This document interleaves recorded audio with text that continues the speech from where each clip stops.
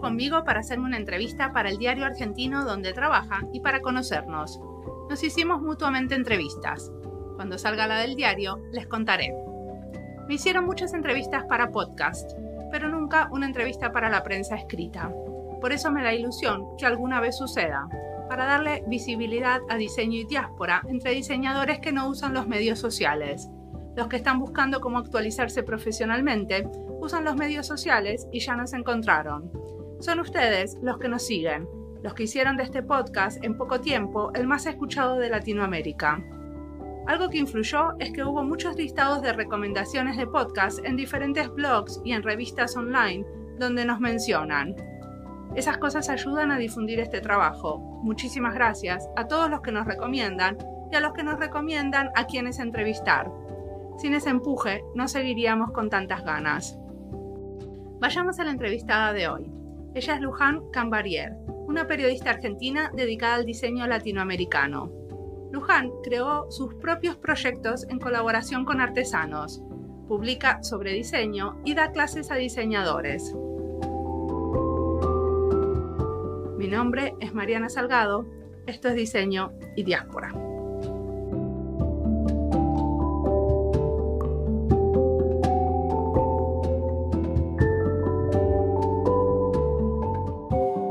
Bueno, contame, ¿me querés contar quién sos? Bueno, soy Luján Cambariere, soy periodista y curadora especializada en artesanía y diseño de Argentina.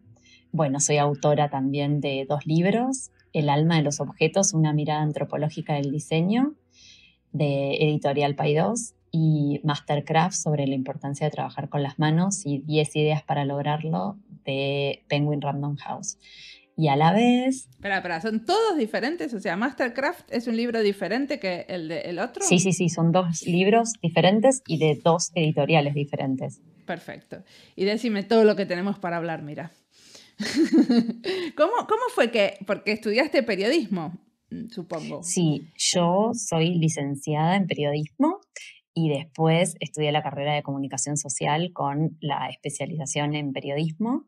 Y después, con los años, como me empecé a dedicar a escribir y a tener un programa en la radio de periodismo más de temáticas sociales, y a la par trabajaba en revistas que tenían que ver con decoración, y luego, a partir del año 2000, como editora del suplemento Metro Cuadrado del diario Página 12, de diseño y arquitectura.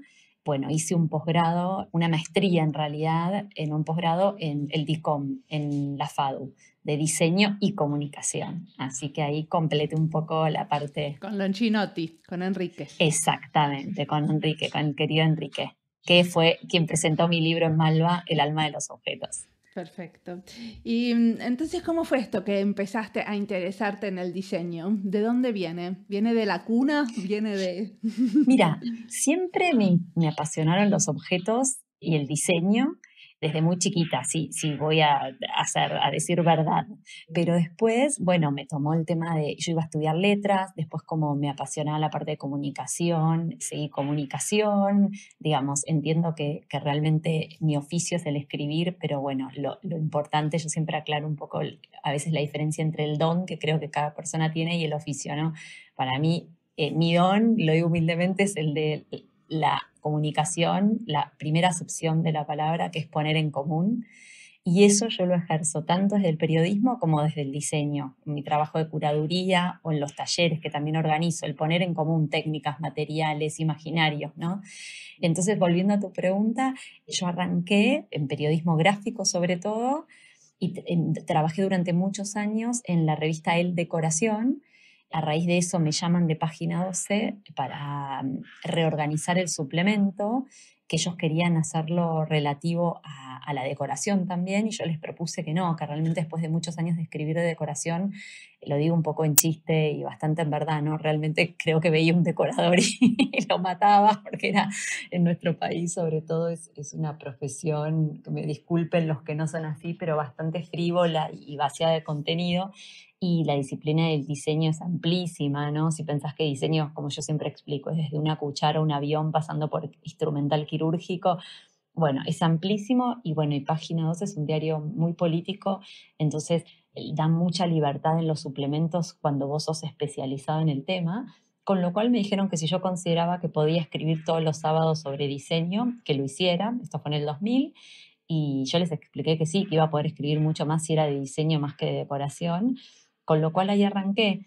Y bueno, algo que nació genuinamente fue creciendo, y bueno, y hoy me convierto en una periodista especializada en diseño latinoamericano, también no especulado, sino porque siempre me apasionó entrevistar como de primera mano a las personas, y bueno, por eso lo hice desde Argentina y Latinoamérica, ¿no? Así que mi suplemento siempre fue muy federal, lo sigue siendo al día de hoy, digamos, el trabajo que yo hago. Y bueno, y eso trajo un montón de cosas, el que me especializara en el aspecto más social del diseño, el diseño como herramienta de inclusión social, y sobre todo también el binomio diseño-artesanía, porque bueno, como siempre digo, a mí me importa la parte antropológica del diseño, ¿no? La persona que está detrás del objeto. Sí. ¿Y vos cómo estudias el diseño y la artesanía? Porque hasta ahora, por ejemplo, yo estuve entrevistando a muchos diseñadores que la manera de estudiarlo es ponerse a hacer con un grupo de artesanos y comunidades. ¿Cómo es tu manera de entender qué pasa en el diseño y la artesanía? Bueno, yo siempre digo que soy una observadora participante, ¿no? Porque el periodismo te da esa posibilidad. Yo durante muchos años, desde el metro cuadrado, mi suplemento, absolutamente todos los sábados escribía sobre una persona o un colectivo que trabajaba en Argentina o en Latinoamérica. Por esas circunstancias siempre la máxima relación era un diseño camino al artesanal, ¿no? Obviamente sin grandes industrias ni tecnologías, siempre me tocaba escribir de eso, por elección, ¿no? Porque quería escribir de lo propio. Eso me hizo una conocedora de muchas personas y de muchas experiencias. Entonces, como en paralelo yo tenía mi micro solidario en Radio Continental, donde hablaba de temáticas sociales, se me dio como naturalmente decir, wow, el diseño es una súper herramienta. No hay proyectos, esto hace varios años, ¿no? Como los que a mí me gustaría tener, y empecé a meter mano. Así que empecé a organizar primero talleres para diseñadores que tenían que ver con valores de la vida, trabajar con descartes de manera colectiva. Fue un proyecto que duró bastantes años, y enseguida, en paralelo, empecé a gestar mis propios proyectos con comunidades de artesanos. Con lo cual, a tu pregunta, son las dos cosas, ¿no? Yo investigo mucho y proyectos propios, ajenos en mi rol de periodista, y después, bueno, hago los propios, ¿no? Entonces empecé a trabajar sobre todo con comunidades de pueblos originarios argentinos. También me llevó a eso una beca que gané hace unos años, la beca Vina, que daban a periodistas en desarrollo sostenible, y yo participé en la categoría Comercio Justo, haciendo una serie de 10 notas sobre pueblos originarios argentinos en relación con el diseño. Así que bueno, como una cosa trae a la otra, y bueno, eso me fue llevando a trabajar con muchas comunidades diferentes, con distintos materiales, distintas técnicas, hasta que el año pasado hice un proyecto bastante más grande para la vicepresidenta argentina, que se llamó Saber Hacer, Hacer Saber, donde justamente el objetivo era generar empleo a través del trabajo artesanal. Y bueno, yo siempre lo hago desde mi carácter de curadora, esto es, primero y principal, trabajando con las comunidades en generar una colección original propia, y luego el catálogo para darle visibilidad y comunicarlo y hacerlo participar en ferias. Así que con Saber Hacer, el año pasado participamos en marzo del 2019 de Wanted Design, y luego en septiembre de la London Pero, Design ¿de Fair. qué se trata la colaboración? ¿Cómo sucede?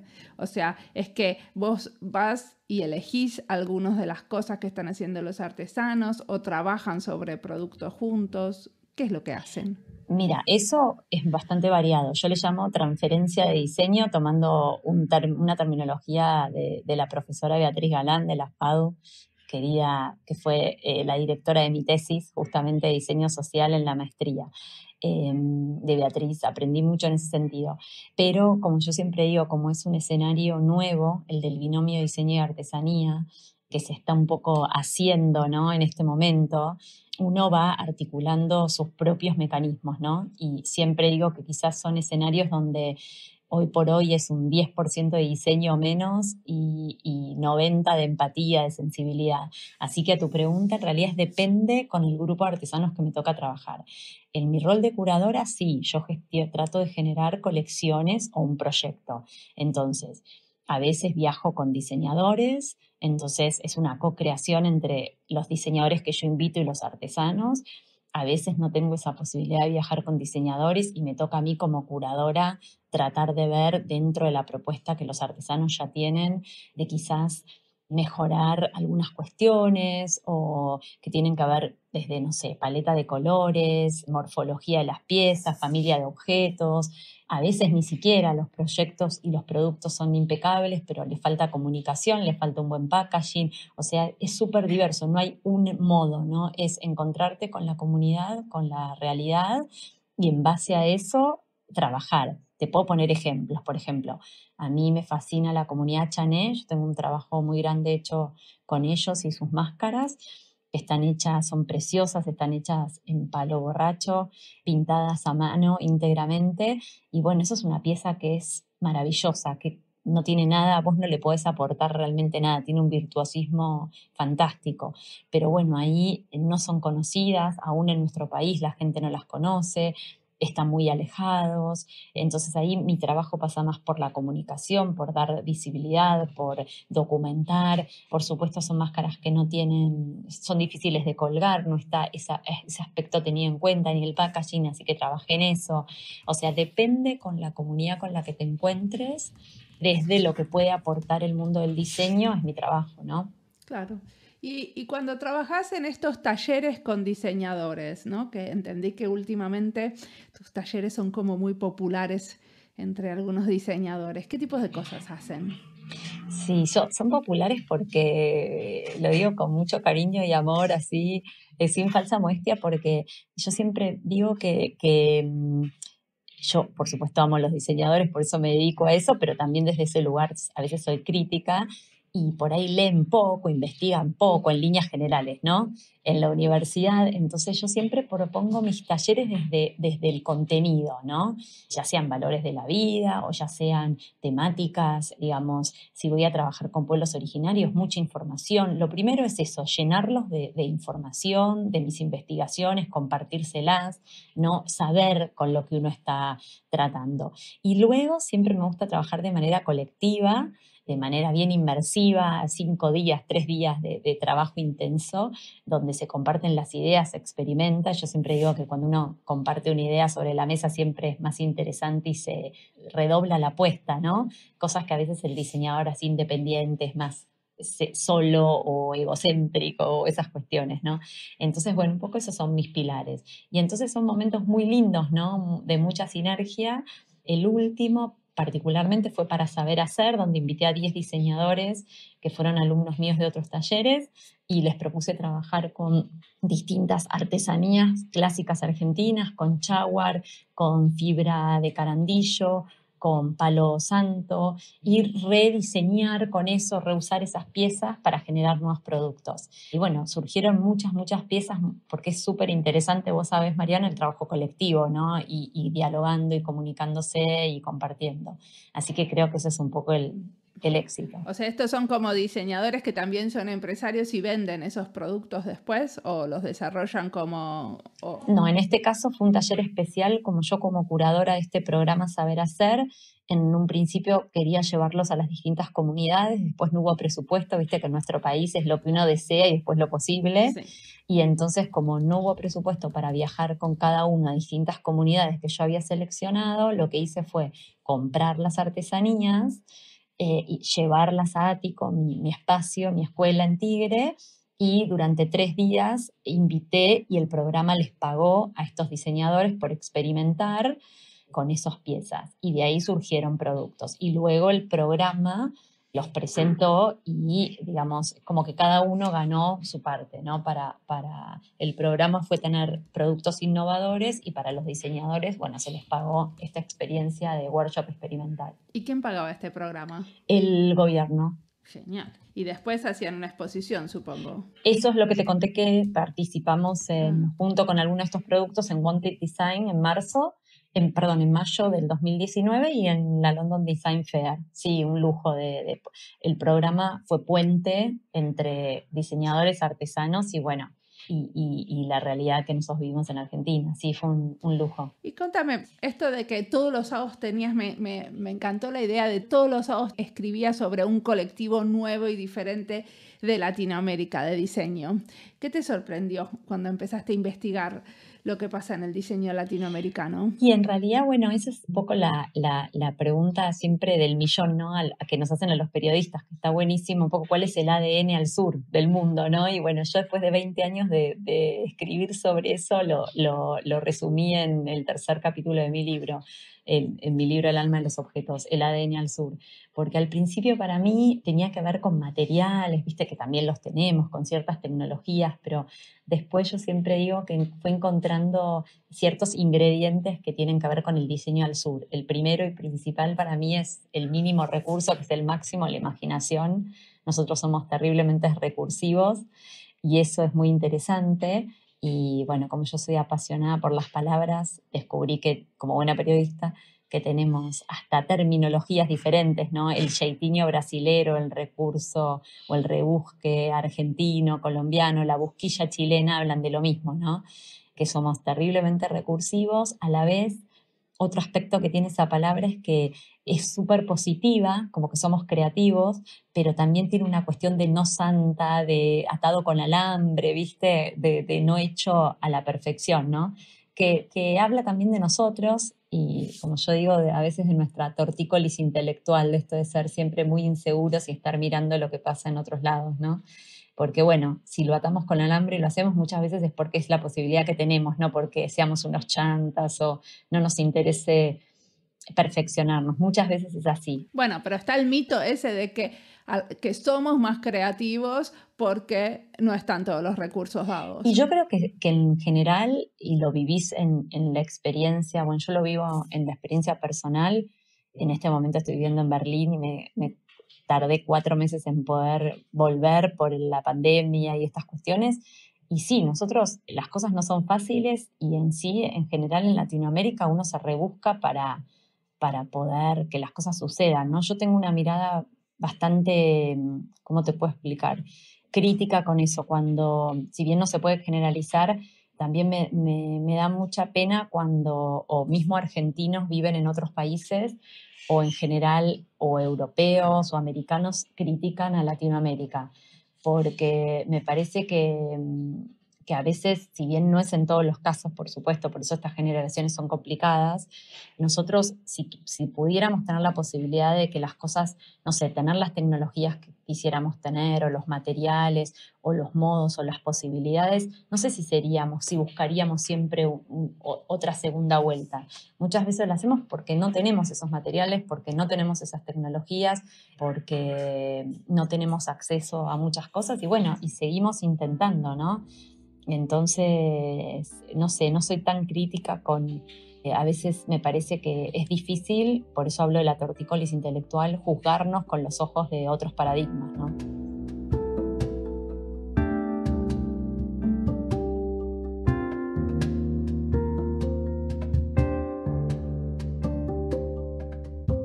Luján menciona el escribir y cómo para ella es una herramienta fundamental. Varias veces, en entrevistas anteriores, hablamos de cómo los diseñadores tenemos que leer y escribir más. Es un tema recurrente. Muchos de nosotros le ponemos mucho cariño a esto de escribir, sobre todo los que pasamos por un entrenamiento de escritura académica, como es hacer un doctorado. Y después de leer y escribir tanto, también intentamos escribir sin las reglas de las publicaciones científicas, con más o menos éxito. Escribo mucho sobre diseño porque sigo escribiendo algunos artículos académicos de vez en cuando, escribo cuando me invitan a alguna publicación colectiva y escribo en mi blog sobre este podcast. A veces sola, a veces con otros, pero la mayoría de las veces con otros diseñadores. Hace muchos años escribí algunos artículos en castellano y como en ese momento no hablaba para nada castellano profesional en mi vida cotidiana, le pagué a una amiga periodista para que me editara el artículo. Y fue genial, porque quedó maravilloso, fluía, se entendía. Eran mis ideas, pero claras. Después de la experiencia me quedó la idea de que esas colaboraciones con periodistas tendríamos que hacer más. Habría que pedir becas para posibilitarlas, porque también creo que una de las razones por la que los diseñadores no leemos tanto a diseñadores es porque muchos de los textos que se publican sobre diseño en castellano no son fáciles de digerir. En otras palabras, no están bien escritos o no están bien editados. No sé escribir bien todavía, pero lo que sí sé es que necesitamos ayuda y construir colaboraciones para mejorar nuestra manera de comunicar sobre diseño. Sigamos escuchando a Luján.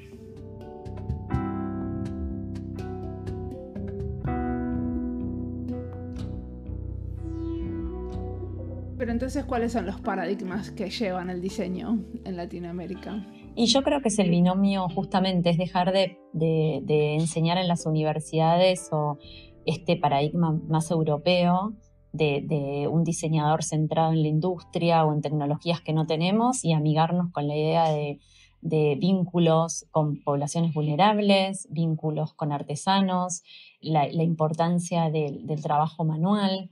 Esta cuestión, yo hablo mucho de los ingredientes que para mí tenemos al sur, más allá de este que te comentaba del ser absolutamente recursivos, en que en muchos casos somos más conscientes del planeta, mucho más sustentables, justamente porque no consumimos tanto, o sea, ni siquiera lo decidimos, nos sucede, no somos pobres, entonces no tenemos una dinámica tan grande de consumo y eso a la vez es una virtud. Entonces a mí me gusta potenciar, o sea, viste, las cosas, no verlas como una dificultad. Entonces, bueno, creo que eso es yo la llamo ecosofía, me gusta hablar de eso, es un término de Raymond Panikkar, un hindú que habla de la filosofía de entender que somos parte de la naturaleza, no usar más la palabra ecología, porque nunca hemos ni protegido, ¿no? Hemos avasallado a la naturaleza sobre todo. Así que también en esta beca que te conté que gané para periodistas que nos dedicamos al desarrollo sostenible en la categoría Comercio Justo, yo la llamé Ética y Estética y hablé de los pueblos originarios argentinos como pioneros del comercio justo. El comercio justo, como vos sabés, es un movimiento que nace en Holanda, pero nuestros pueblos originarios realmente tienen muchas cuestiones pioneras en esto de cuidado del medio ambiente, de una práctica colectiva, de respetarse entre ellos. Entonces, bueno, a mí me gusta eso, posicionarnos desde un lugar de mayor valía y no siempre estar como mirando o buscando aprobación afuera, ¿no? Me parece que pasa un poco por ahí. Totalmente. ¿Y ahora seguís escribiendo para Página 12 sobre diseño? Sí, por supuesto, sí. Hace unos años, por estas cuestiones económicas, como sabemos siempre, y en esto de ser recursivos, el diario decidió cerrar los suplementos en papel porque para no gastar en papel. Imagínate la paradoja, un diario que no quiere gastar en papel, pero bueno, esas cosas que pasan. Pero bueno, por suerte yo sigo trabajando en la parte de sociedad, porque como mis notas siempre tenían que ver con el aspecto social del diseño, bueno, cuadraban y bueno, y en este momento también como corresponsal desde Berlín. ¿Pero se sigue haciendo la parte de metro cuadrado en versión digital? No. Tampoco. Mis notas de diseño van en la parte de sociedad del diario. Ok. Y después también colaboro con otras revistas extranjeras y también mismo de Argentina. Muy bien. No hablamos mucho de las cosas que haces en Ático. Ático es un espacio que armaste en el Tigre, ¿cierto? Y yo tengo entendido que también, aparte de trabajar con comunidades indígenas, trabajaste con como poblaciones vulnerables, como con adolescentes con problemas con drogas, ¿cierto? Sí. Bueno, Ático por un lado yo le digo mi escuela, aunque suena pretencioso, pero bueno, porque tiene ese sentido en Ático, que es un espacio físico hermoso en Tigre, pero cerquita del río, que en este momento es virtual, obviamente, por la pandemia, y creo que va a seguir siendo un poquito así porque me interesa, porque yo tengo contacto con muchos diseñadores en el mundo y bueno, creo que la pandemia nos abrió a eso, a entender que también era posible ese formato, así que estoy entusiasmada con eso, donde trabajamos distintas técnicas y materiales y lo que yo llamo el neocraft, ¿no? Tratar de reversionar por ahí técnicas artesanales o técnicas más antiguas con una mirada más contemporánea. Y siempre son talleres que yo organizo con distintos diseñadores de manera original. No es como un copy-paste de otros talleres, sino que yo convoco distintos diseñadores que trabajan distintas técnicas y materiales y les propongo que podemos hacer juntos. Así que muchas veces tienen que ver con temas que a mí me interesan como filosóficamente o, bueno, no sé, por decirte ahora en octubre estamos organizando uno que tiene que ver con hacer talismanes con la técnica de Rari, de crin de caballo, con una diseñadora chilena y bueno, se une su técnica con mi con mi interés por los talismanes, ¿no? Siempre trato de como cargar de significado, como te contaba las cosas.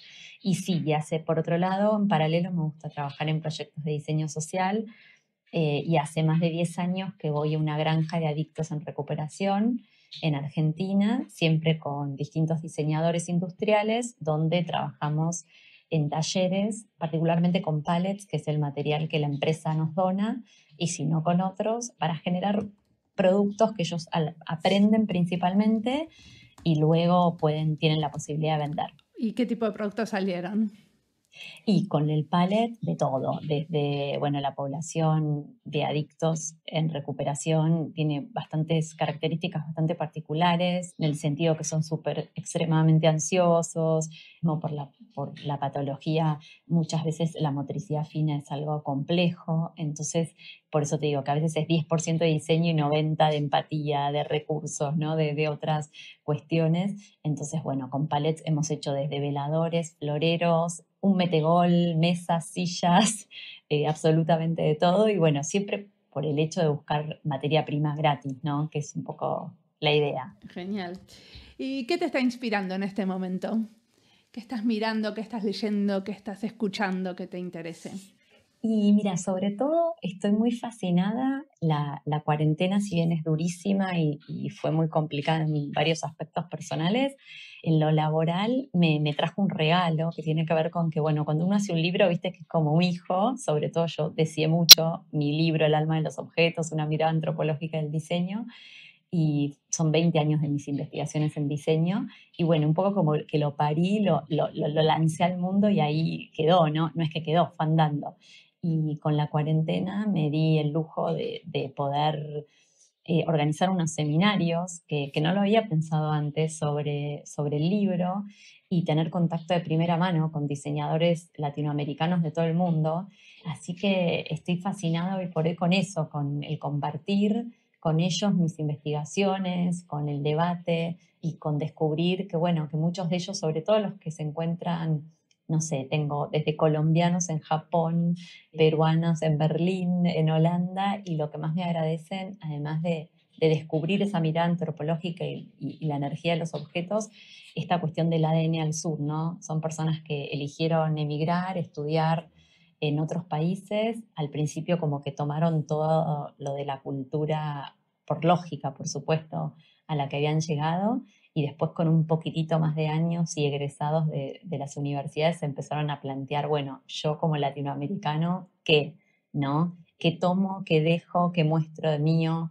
¿Qué me interesa? Entonces, bueno, estoy como muy, muy fascinada y entonces escribiendo ahora uno que seguramente, ojalá sea mi tercer libro, que tiene que ver con todo un programa de curaduría que yo hago individualmente para diseñadores, pero bueno, tenerlo más escrito y sistematizado, que es lo que muchos me piden. ¿Qué es una curaduría individual? Y mira, la curaduría en arte tiene que ver con otras cuestiones. No está muy definido la curaduría en artesanía y diseño. Para mí, yo me peleaba bastante con esa palabra, porque viste que son palabras que se agotan hasta antes de usarse, ¿no? Entonces me parecía pretenciosa, no sé, no me gustaba. Pero después me la pusieron, me la fueron poniendo, entonces la tomé. De hecho, yo siempre decía que era gestora más que curadora, pero la gestión tiene que ver con otras cuestiones que también las hago, porque si no haces gestión en Argentina nada sucede, y en Latinoamérica, así que, y como curadora más, ¿no? Yo ahora este año estuve curando una muestra que ojalá que se dé el año que viene, que es en Wanted Design, que se llama The Soul of Objects, como mi libro, y es sobre artesanía y diseño latinoamericano. Y bueno, como siempre cuento, dediqué más tiempo en ver cómo llegaban las piezas a Estados Unidos que en elegir a los diseñadores, más o menos. Pero bueno, eso es ser curador en Latinoamérica. Pero es así, ser diseñadora también tiene una parte que es de producción. Total, y de gestión. Sí, de gestión, o sea, absoluta. No hay manera. Es como uno hace una parte que es el diseño y después hay que hacer un montón de otras cosas para que suceda. Absoluto, absoluto. Pero bueno, volviendo a tu pregunta, en realidad yo siento que un curador en diseño y artesanía sobre todo, es una persona que es un facilitador, casi un acompañamiento terapéutico el que uno hace, ¿no? Con un diseñador. Es como que vos tenés esa capacidad de observador, participante. Entonces, bueno, el modo que yo trabajo voy mucho al origen de esa persona, digamos, ahí me sirve mucho mi profesión de periodista, de indagadora, investigo, averiguo, me meto hasta en las cosas que la persona ni se acordaba de sí misma muchas veces, y desde ahí sí, trabajando o en su colección o en los materiales o en las técnicas, como tengo una mirada de lo que se busca en el mundo y lo que funciona en las ferias, bueno, vamos trabajando en un propio proyecto, pero para hacer siempre proyectos que tengan la propia voz de la persona, un origen real, ¿no? Trabajando mucho en los procesos, no esta idea de copiar o seguir una tendencia. Así que para mí eso es el curador, es una persona que acompaña, que estimula, que empodera, y que por supuesto trabaja como a la par de la persona para sacar lo mejor, en este caso, en el mundo del diseño, ¿no?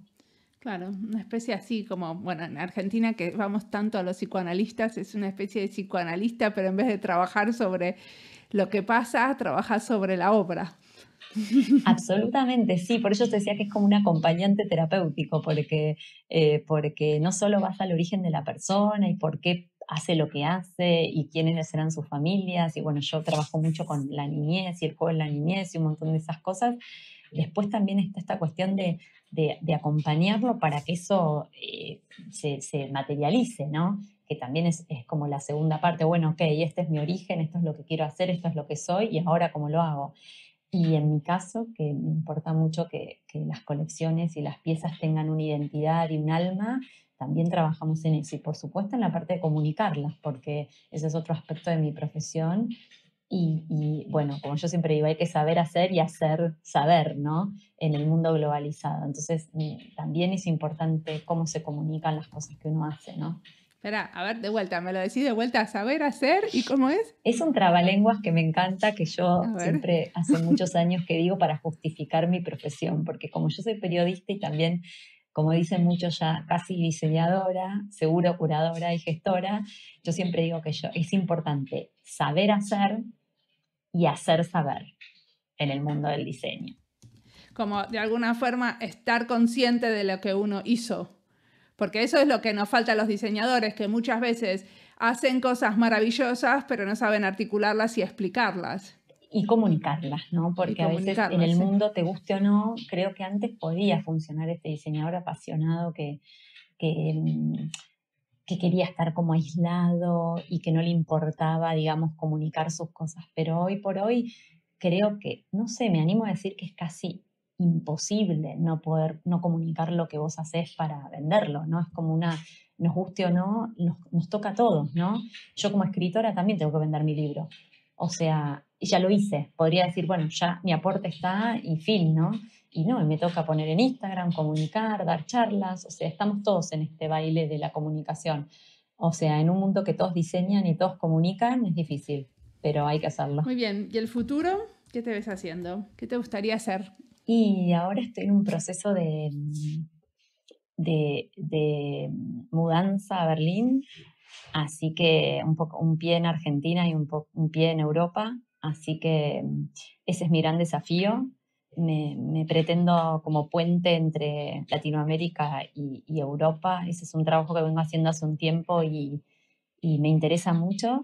Y sobre todo mi máximo así deseo y energía ahora está puesta en que el alma de los objetos, que es un libro bastante inédito para muchos países, con esto que nos cuesta mucho las cosas desde el sur, siga comunicándose. El libro está en español, ahora lo están traduciendo al italiano, una universidad de Padua, así que me tiene muy contenta de eso y espero que pueda hacer al inglés y bueno, y poder seguir comunicándolo porque entiendo que es una mirada bastante original para el mundo del diseño, ¿no? Muy obvia, porque a mí me sorprende también que los que se dediquen al diseño no se pregunten por ese aspecto más antropológico y energético que tienen los objetos, ya sean porque son talismanes o a camino del trabajo manual.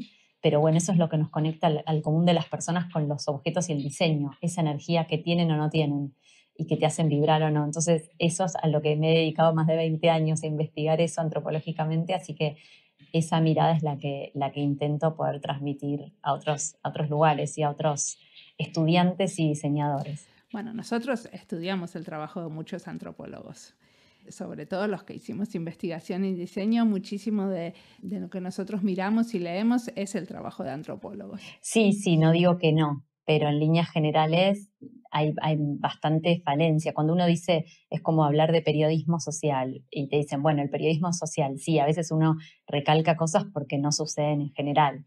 En líneas generales, por lo menos en Argentina, que es mi experiencia, y en Latinoamérica, es lo que me dicen todos quienes toman mi curso y que leen mi libro, que es la primera vez que tienen, primero que los libros en general en Latinoamérica son libros, los que escriben los diseñadores en general son libros más con figuritas, digo yo, no tienen bastante poco contenido, vale decirlo, es así, yo siempre me nutrí de otros autores para el diseño. Y luego la mirada antropológica no es de las más comunes. De hecho, hay pocas carreras que tienen antropología como materia. Casi ninguna, te diría, en Argentina. Entonces, si bien obviamente hay diseñadores que estudian y leen antropología, no es lo más común. Entonces, eso es esta cuestión del rito, del mito. Por lo menos yo hago muchas conexiones quizás no tan comunes para el mundo del diseño, ¿no? El rito, el mito en relación al diseñar, al acto creativo, por supuesto el tema del maná de los objetos, el numen, la iluminación, todo lo que tiene que ver con el budismo y la experimentación en relación a los procesos y al juego en la niñez. Bueno, esas cuestiones yo por lo menos no las tengo vistas en relación al diseño y es lo que me cuentan los que leen mi libro. Buenísimo. Súper interesante, vamos a leerlo. ¿Lo podemos bajar online? ¿Está gratis? No, es de Paidós, está en ebook, sí, es súper económico, pero es un libro de Paidós, de la editorial Paidós, que es de Editorial Planeta en este momento, o sea que está en www.planetadelibros.com.ar, que es la web de Editorial Planeta en Argentina, y después mi segundo libro, que es Mastercraft, sobre la importancia de trabajar con las manos, y 10 ideas para lograrlo, que es un libro justamente sobre por qué es tan sanador el trabajo manual y bueno, el neocraft y otras cuestiones, es de Penguin Random House, así que la web en ese caso es megustaleer.com. Bueno, muchísimas gracias, Luján. No, gracias a vos, Mariana, un placer y bueno, es súper interesante esta iniciativa de diáspora, sobre todo me pareció muy tentador eso y muy en línea con las cosas que a mí me interesan, sobre todo para mostrar lo que yo amo, ¿no? Que es el sur. Buenísimo. Muchísimas gracias. Un besito, gracias.